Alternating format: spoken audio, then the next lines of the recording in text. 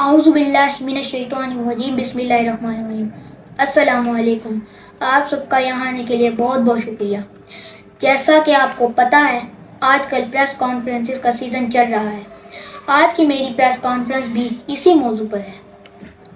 मैं पाकिस्तान तहरीक इंसाफ का कारकुन होने के साथ साथ एक मुहिब्बे वतन पाकिस्तानी हूँ।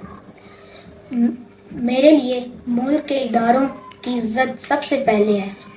मैं 9 मई 2023 को पेश होने वाले वाक़यात की पुरज़ोर मज़म्मत करता हूँ।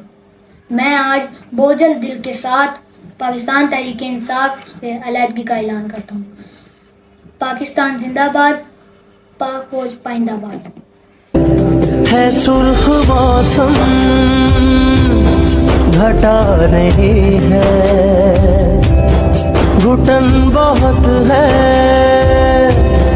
हवा नहीं है, घरी है रातें, दिया नहीं है, ये आसमां भी नया नहीं है।